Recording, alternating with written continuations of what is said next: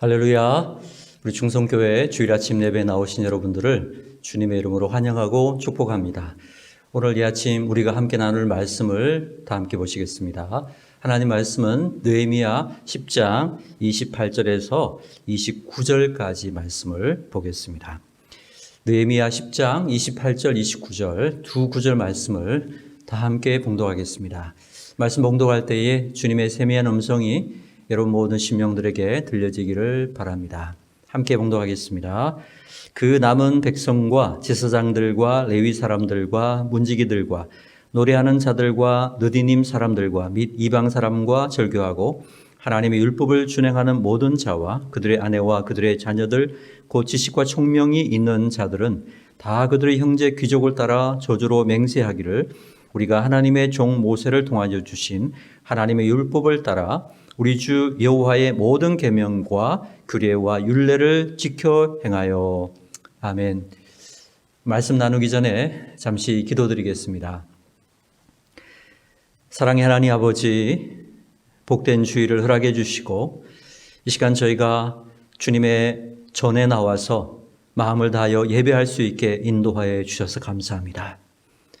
어디에나 계시는 하나님, 오늘 예배하는 각 가정마다 하나님께서 임재하시는 거룩한 예배의 장소가 되게 하시고 그곳에서 주님 만나주시고 말씀해 주시고 깨닫게 해주시고 우리를 향하신 하나님의 뜻을 밝히 볼 수 있도록 우리의 마음들을 새롭게 해주시기를 원합니다.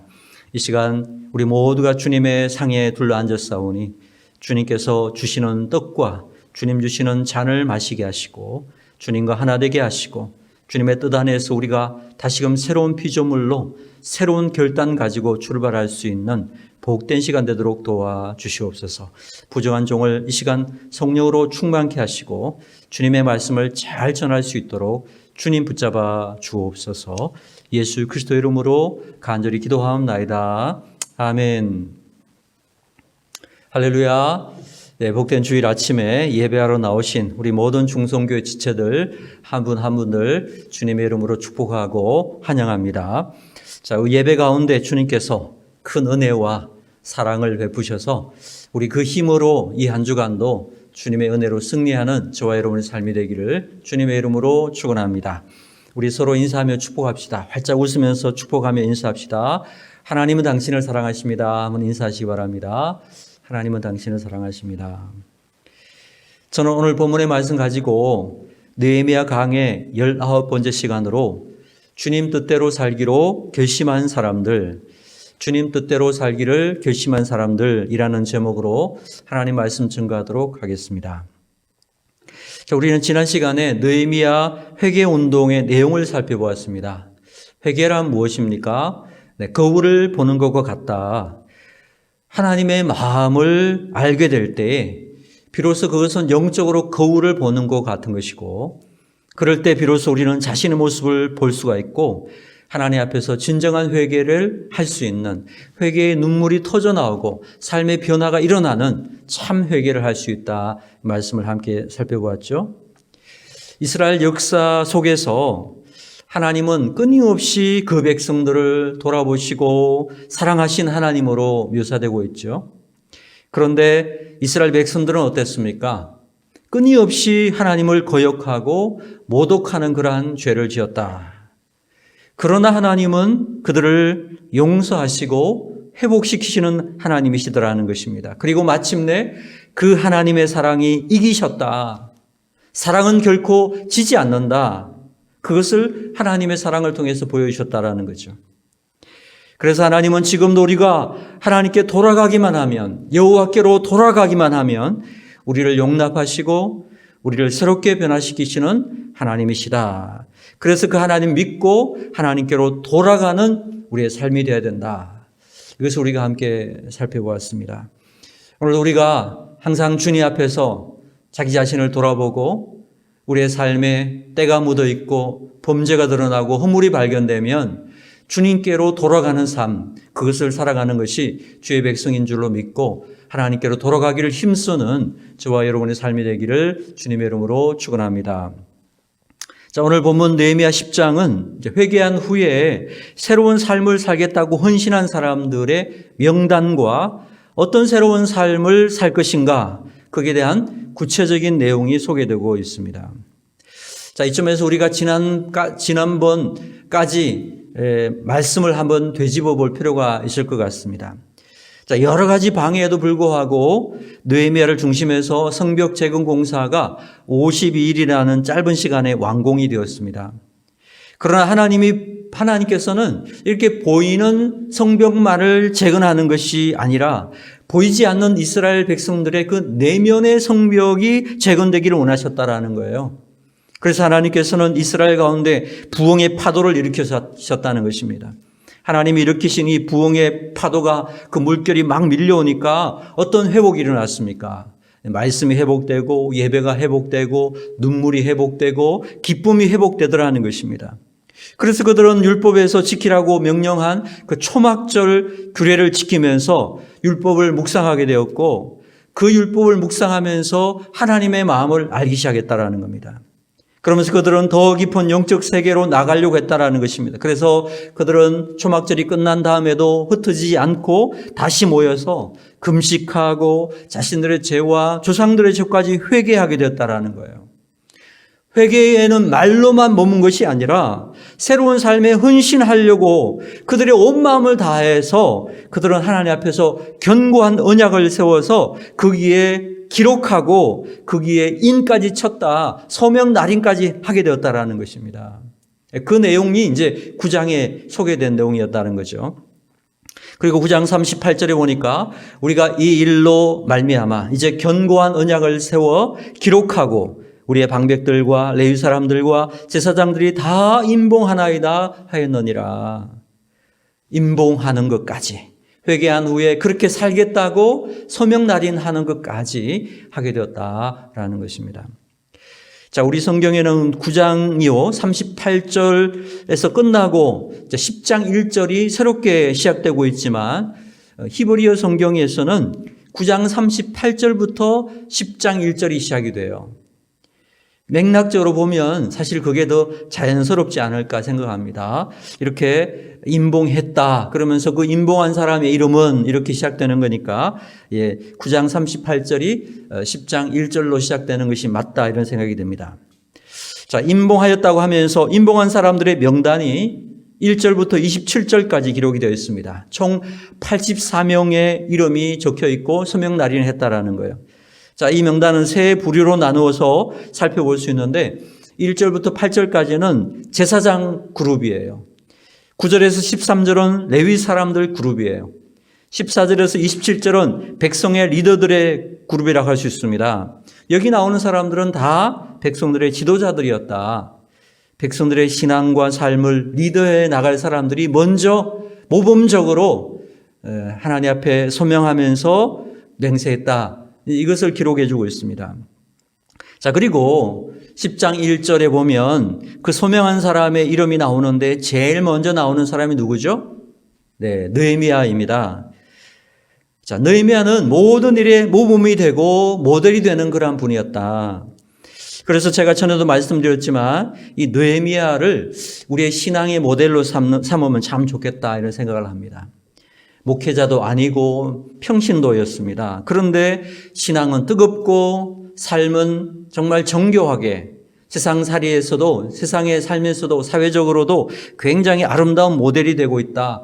영적인 것과 또 어떤 그 인지적인 것과 이런 것들이 균형이 너무 잘 맞다. 균형 감각을 갖추고 있는 사람이다라는 것입니다. 우리 뉴스의 그 김채유 양이 느헤미야서를 읽어가면서 이 느헤미야를 참 좋아하게 되었다 그래요. 저는 그것이 참 기뻤습니다. 눈물을 흘리고 있는 백성들을 하나님의 가슴으로 위로해주는 위로자, 느헤미야란 말이 위로자라는 뜻이죠. 참 귀한 리더죠. 위로해주고 그들을 다독여주는 그러한 리더였습니다. 저는 우리 유스들이 하나님께 좀 이런 것을 놓고 기도할 필요가 있지 않을까 생각을 합니다. 하나님, 나도 느헤미야와 같은 리더가 되기를 소망합니다. 균형 감각을 갖춘 세상을 치유하고 위로할 수 있는 리더가 되게 하여 주시옵소서. 좀 이런 기도가 필요하지 않을까. 우리 유스들 한번 따라해 보세요. 하나님, 손을 가슴에 얹고 다시 하나님, 나도 느헤미야와 같은 위로하는 리더가 되기 소망합니다. 네, 잘하셨어요. 이런 기도는 하나님이 참 기뻐하시는 기도라고 생각합니다. 여러분 꼭 기도하기를 축복합니다. 자, 여기 나오는 이름들 참 많이 있죠. 1절에서 27절까지 여러분 아무리 읽어봐도요, 느헤미야 말고는 누가 누군지 몰라요. 예, 저도 몰라요. 예, 이런 분들이 소명했구나 이렇게 생각하고, 자, 27절까지는 넘어가도록 하겠습니다. 자, 28절 29절인데요. 같이 읽도록 하겠습니다. 아까 읽었지만 다시 한번 읽어보겠습니다. 시작. 그 남은 백성과 제사장들과 레위 사람들과 문지기들과 노래하는 자들과 너디님 사람들과 및 이방 사람과 절규하고 하나님의 율법을 준행하는 모든 자와 그들의 아내와 그들의 자녀들 곧 지식과 총명이 있는 자들은 다 그들의 형제 귀족을 따라 저주로 맹세하기를 우리가 하나님의 종 모세를 통하여 주신 하나님의 율법을 따라 우리 주 여호와의 모든 계명과 규례와 율례를 지켜 행하여. 아멘. 자, 여기 말씀 보면 여기 28절 29절은 백성의 리더들은 다 임봉했잖아요. 그렇게 살기로 서약하고 임봉을 했는데 인을 치지 않은 일반 백성들을 포함한 온 이스라엘 백성들이 율법 준수하기를 맹세했다라는 내용이에요. 그래서 여기 보면 그 남은 백성과 제사장들, 레위 사람들, 문지기들, 노래하는 자들과 너디님 사람과 뭐 이런 사람들이 쭉 소개되고 있어요. 그래서 제사장, 레위인, 또 문지기, 찬양대원, 너디님 사람들 모두가 다 이 리더들이 언약에 소명하고 맹세한 것 있죠. 여기에 우리가 다 동의합니다. 이런 표를 했다라는 거죠. 그래서 진정한 언약의 백성으로서 이 언약에 동의하고 그렇게 살기로 맹세했다라는 것입니다. 자, 그런데 이 특이한 점은요, 29절입니다. 29절에 보면 여기에 맹세할 때에 어떻게 맹세했느냐. 그 남은 백성들은 직접 서명 날인은 하지 않았지만 서약하기로 동의하고 맹세를 했는데 어떻게 맹세를 했다고요? 보세요. 뭐라고 되어 있습니까? 예, 저주로 맹세했다는 거예요. 저주로 맹세했다. 저주로 맹세했다는 것은 무슨 뜻일까요? 예, 내가 만약 이 언약의 내용대로 준행하지 않을 때는 저주를 받아 마땅하다. 이런 마음으로 맹세했다라는 겁니다. 이 고대 근동의 문화는 무엇인가를 맹세하고 언약할 때 항상 축복과 저주를 함께 기록했다고 합니다. 그래서 이 맹세한 대로 언약을 준수할 때는 복을 받겠지만 이 맹세한 대로 언약을 준수하지 않으면 저주를 받는다. 이것을 생각했다라는 거예요. 그러니까 지금 이스라엘 백성들이 이 새로운 언약 선포에 저주로 맹세했다는 것은 그만큼 결연한 의지가 들어있다라는 거예요. 비장함이 묻어 있다라는 것입니다. 망국의 아픔과 포로 생활 70년이 하나님 앞에서 우리가 이런 죄를 지었기 때문에 이러한 결과가 나왔기 때문에 이제 다시는 이런 치욕을 당하지 않겠다. 다시는 조상들과 같은 죄를 짓지 않겠다. 죄에 대해서 영적 배수진을 친 것이라고 할 수 있습니다. 죄에 대해서는 다시는 그러한 죄를 짓지 않겠다. 저주로 맹세해버렸다는 거죠. 여기 저주로 맹세했다는 것은요, 신명기 28장에 나오는 율법의 복과 저주를 가지고 맹세한 것이라고 할 수 있습니다. 신명기 28장을 여러분 아시겠지만 율법을 준행할 때는 복을 받고 준행하지 않을 때는 저주를 받는다, 이런 내용이 나와 있죠. 자, 그런데 우리가 이 신명기 28장을 읽을 때 보통 복만 읽고 딱 덮어버려요. 그래서 그 복의 내용이 언제까지냐? 신명기 28장 1절에서 14절까지 내용이에요. 그래서 대표적인 그 내용이 나가도 복을 받고 들어가도 복을 받고 떡반죽 그릇이 복을 받고 이런 내용들이죠. 그래서 그게 너무 좋으니까 복을 받는다 그러니까 1절에서 14절까지 그냥 복 준다 아멘 아멘 하고 딱 그러고는 그것만 읽고 딱 덮어버려요. 설교도 거기까지만 딱 해요. 그런데 여러분 15절부터 마지막 68절까지는요 저주의 내용이 나옵니다.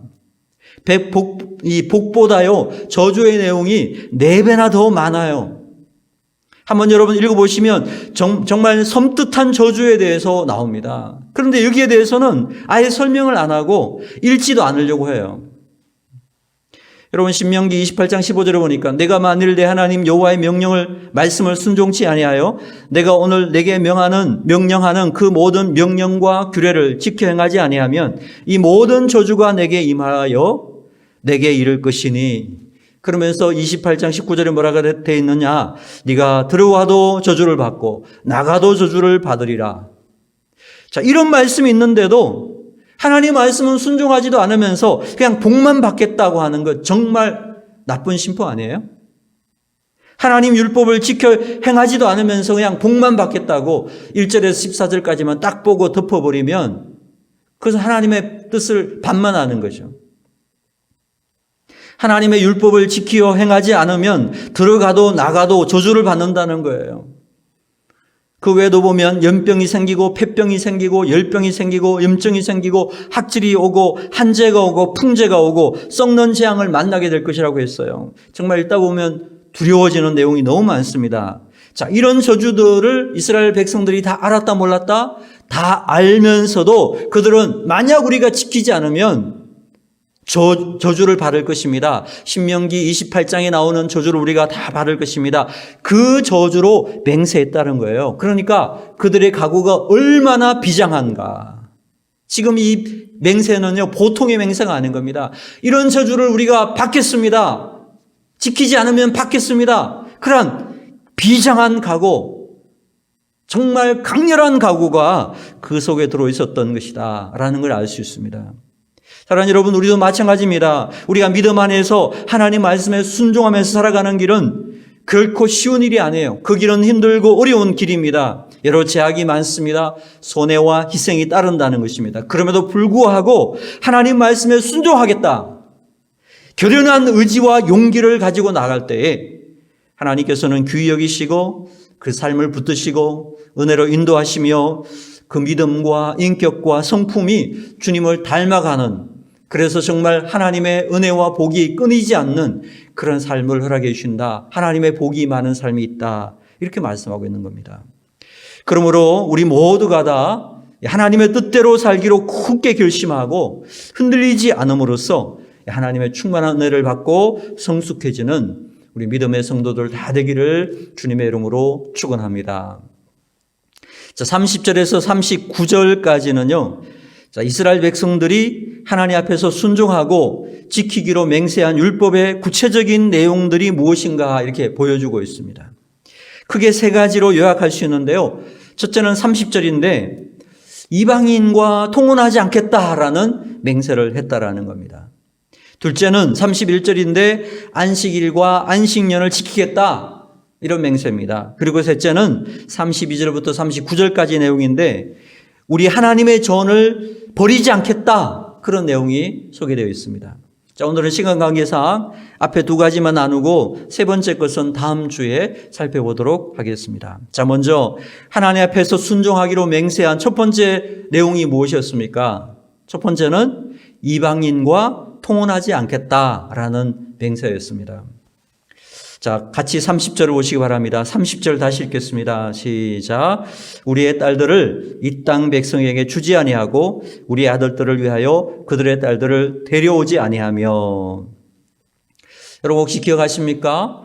에스라 때 이방 여인들과 이방의 사람들과 결혼함으로 말미암아서 아주 어려움 당했던 그러한 일이 있었죠. 네, 기억하시죠?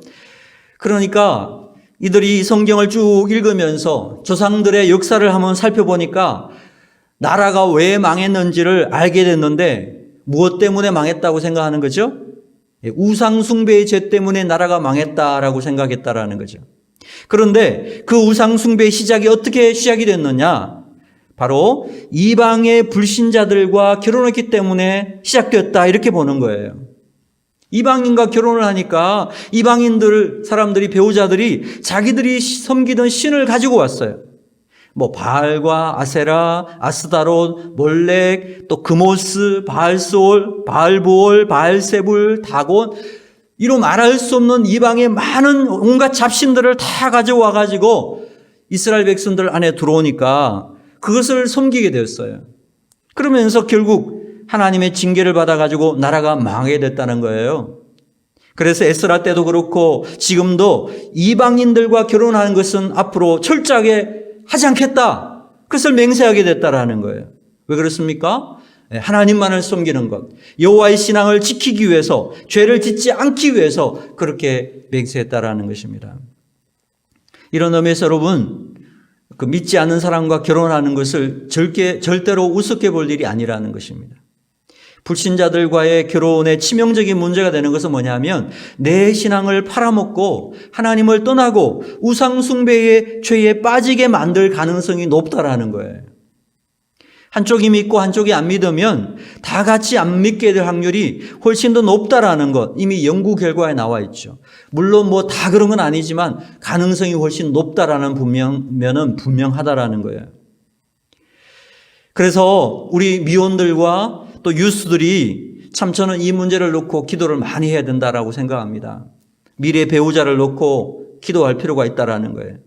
믿음의 사람을 만날 수 있게요. 그것을 위해서 많이 기도해 주셨으면 참 좋겠습니다. 세상 사람들은 하나님을 모르니까 이 세상이 전부라고 생각하니까 어떻게든지 이 세상에서 성공하려고 몸부림을 치는 사람들이에요. 그래서 그들은 외모를 꾸미고 몸매를 가꾸고 정말 멋지고 예쁘게 또 열심히 공부해가지고 어떻게든 성공하려고 그렇게 하는 거죠. 제가 봐도요, 세상 사람들, 사회에서 예수님 안 믿는 사람들이 훨씬 더 잘 꾸미고 다니는 것을 보는 것입니다. 왜? 그것에 목숨을 거는 사람들이잖아요. 그런데 우리 믿음의 사람들은 거기에 목숨을 걸어요, 안 걸어요? 우리는 안 걸어요. 우리는 그런데 안 걸어요. 그러니까 믿음의 사람들은 보면 별로 안 꾸미고 믿음이 없는 사람들은 거기에 목숨 걸고 꾸미고, 그러니까 우리가 눈을 들어서 보세요. 누가 더 멋지고 훌륭하고 예뻐 보이는가?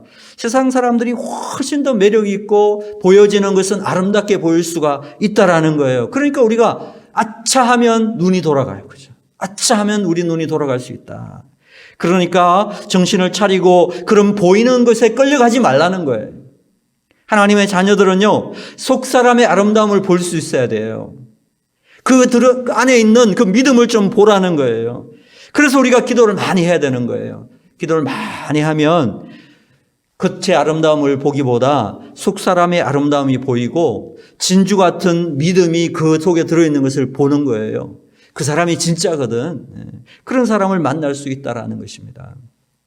자, 그런데 특이한 점은 오늘 본문 말씀에서 이 이방인과 통혼하지 않겠다라는 맹세를 누구 보고 하라고 했습니까? 자녀들 보고 하라고 했습니까? 아니죠. 부모에게 맹세를 시켰다라는 거예요. 물론 그 당시 문화가 부모가 결혼 상대를 다 결정했기 때문이기도 했습니다만 자녀들의 결혼에 이 부모의 영향이 그만큼 크잖아요. 그렇죠? 그러니까 부모들도 자녀들의 미래 가정을 위해서 많이 기도해야 하고 또 선한 영향을 미쳐야 된다. 이것을 보여주고 있는 것입니다. 우리 모든 중성교회 미혼자들이 하나님께서 짝지어 주신 믿음의 짝을 만나고 또 그런 만남을 위해서 간절히 기도하는 부모님들이 다 될 수 있기를 주님의 이름으로 축원합니다. 자, 하나님 앞에서 순종하겠다고 맹세한 두 번째 맹세가 무엇입니까? 둘째는요, 안식일과 안식년을 잘 지키겠다라고 약속한 것이죠. 자, 여러분 31절을 보겠습니다. 31절 다 같이 읽겠습니다. 시작. 혹시 이 땅 백성이 안식일에 물품이나 온갖 곡물을 가져다가 팔려고 할지라도 우리가 안식일이나 성일에는 그들에게서 사지 않겠고 일곱째 해마다 땅을 쉬게 하고 모든 빚을 탕감하리라 하였고. 자, 이방인들은 안식일이 있는 것을 안다 모른다? 모릅니다. 또 안식일을 특별하게 생각하지도 않습니다. 그래서 안식일이나 평일이나 똑같이 생각해가지고 뭐 안식일에도 평일처럼 살고 팔고 그런 교육을 하고 평일처럼 사는 거예요. 유대인들도 사실은 자기들에게 필요한 생필품을 자기들이 다 만들 수 없기 때문에 이방인과의 매매를 통해서 교육을 통해서 사고 팔고 하면서 보충했다라는 겁니다. 그래서 아마도 성벽 재건을 하는 동안에도 이 이방인과 교육이 안식일에도 계속되지 않았나 이런 추측을 합니다. 그러니까 이제부터는 안식일이나 성일에는 절대로 교육을 하지 않겠다라고 맹세했다라는 거예요. 이제부터는 절대로 안식일이나 성일에는 교육을 하지 않겠다. 우리는 안식일을 지키겠다. 이렇게 맹세했다라는 겁니다. 여러분, 유대인 역사에서 이 안식일을 지킨다는 것은 언약의 백성이라는 아주 중요한 표시인 것이고 하나님의 백성이라는 증거가 되었다라는 거예요. 이방 국가들 중에는요, 그 누구도 안식일을 구별해서 지키는 민족이 없었다라는 것입니다. 오직 하나님의 백성만이 안식일에 모든 사회 활동을 쉬면서 영적인 것을 깊이 생각하고 하나님 앞에서 안식했다라는 겁니다.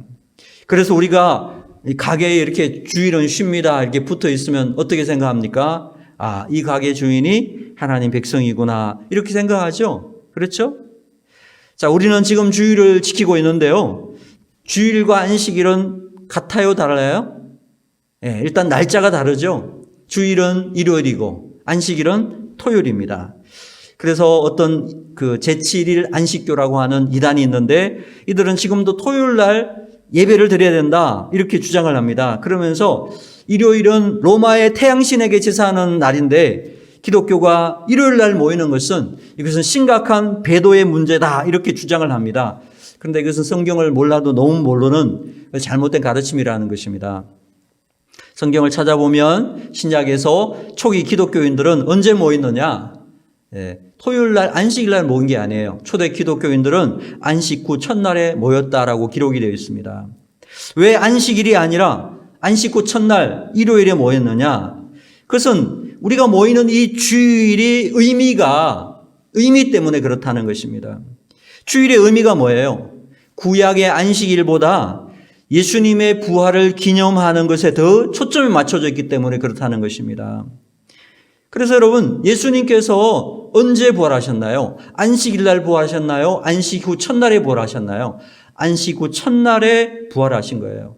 그래서 주일 성수는 예수 그리스도의 부활을 기념하는 것이 가장 큰 의미고 그 다음 안식의 의미도 함께 들어가 있는 것입니다. 그러니까 우리가 안식 후 첫날 주일에 모이는 것이 우리 예수 믿는 사람들의 모이는 의미가 거기에 있다라는 것입니다. 자, 그런데 이렇게 하나님 백성의 중요한 표시가 되는 안식일을 왜 유대인들은 잘 지키지 못했을까요?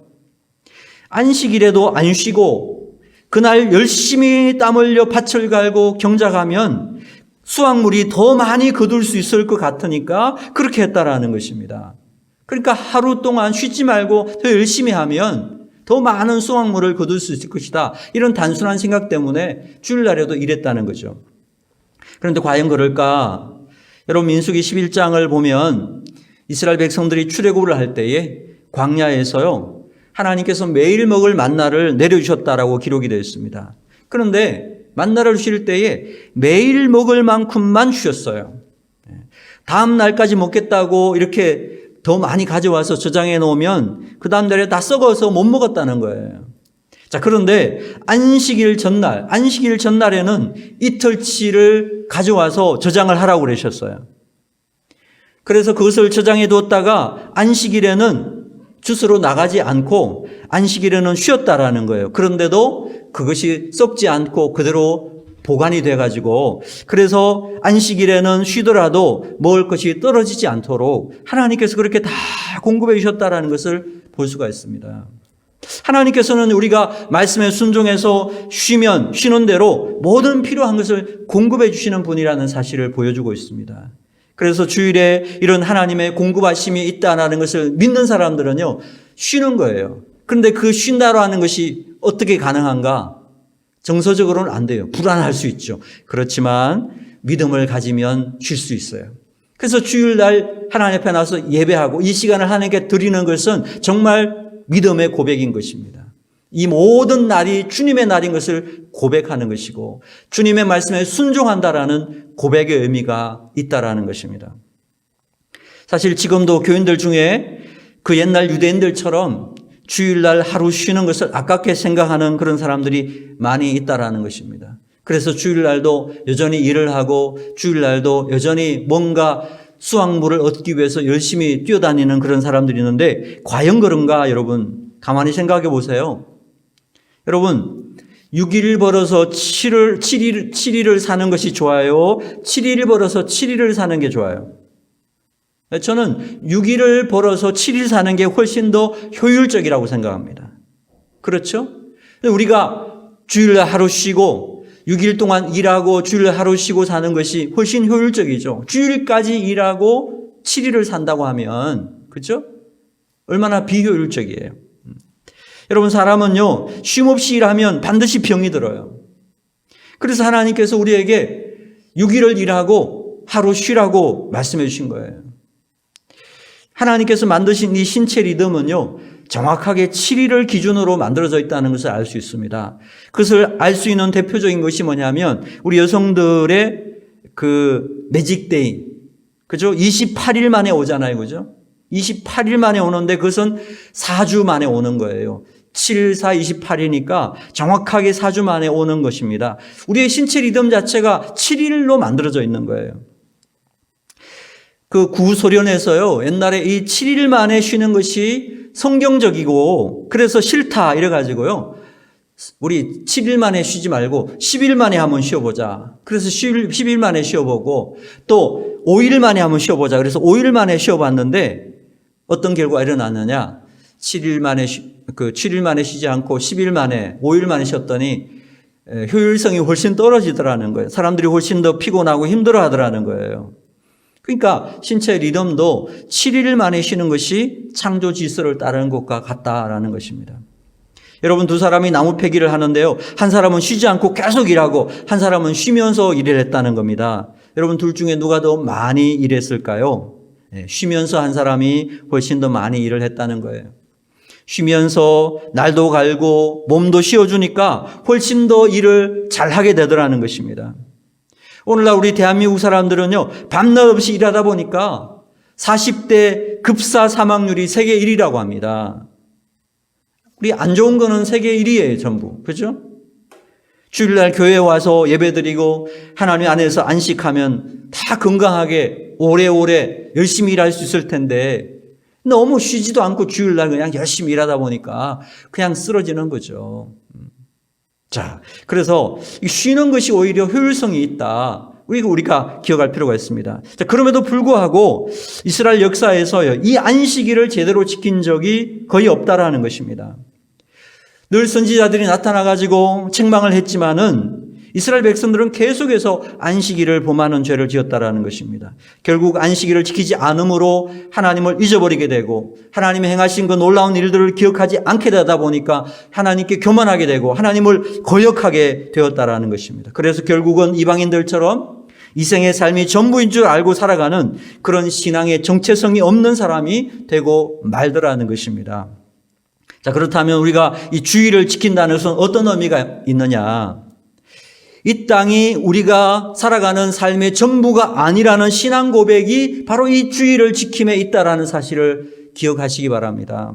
여러분은 아무리 바쁘고 할 일이 많이 있다 하더라도 우리가 하루를 쉼으로써 이 땅이 우리의 삶의 전부가 아닌, 하나님 앞에서 이 땅의 삶의 전부가 아니라 또한 하나님께서 예비하신 또 다른 다음의 세계, 하나님 나라가 있다, 이것을 인정하는 것과 같다라는 것입니다.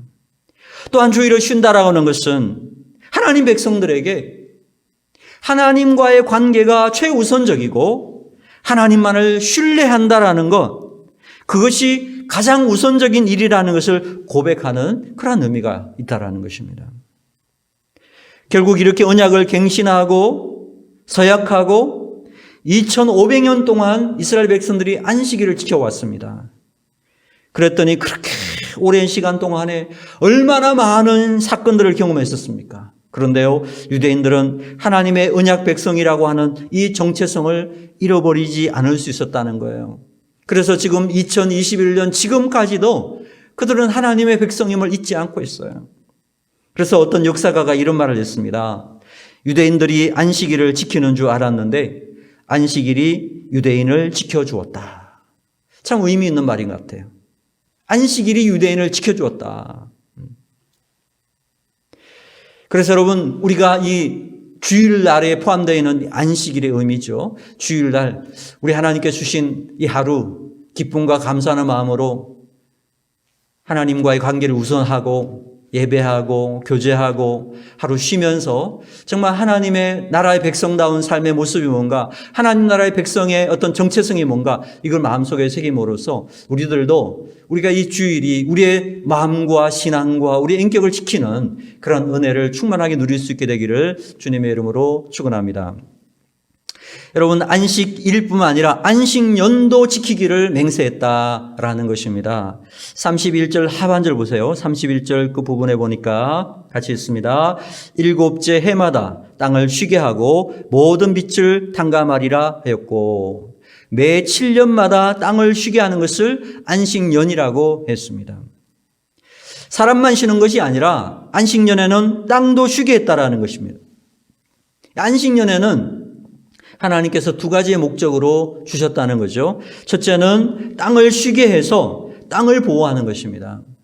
둘째는 쉬는 땅이죠. 휴경지에서 자라나는 곡식들을 가난한 사람들이 먹도록 배려하기 위함이었다라는 것입니다. 그러니까 이 안식년 제도는 땅을 위해서도 필요하지만 사실 가난한 사람들을 배려하는 하나님의 긍휼의 마음이 그 속에 들어있다라는 거예요. 나아가서 율법에 보면요, 이렇게 7년마다 안식년을 하다가 이 7년이 7번째 되는 해, 그러니까 77에 49, 50년째는 대안식년이라고 그랬어요. 이 대안식년을 다른 말로 희년이라고 했습니다. 희년. 이 희년 때는 모든 빛을 다 탕감해주고 종들을 해방시켜주고 저당 잡힌 땅들은 다 돌려주는 대축제를 벌이라고 하나님 말씀해 주셨어요. 하나님의 마음이 이렇게 넓어요. 50년째는 다 돌려보내는 자유를 선포하라는 거예요. 하나님께서는 이렇게 땅과 사람들을 그렇게 배려해 주셨다. 그게 안식년의 의미라는 것입니다.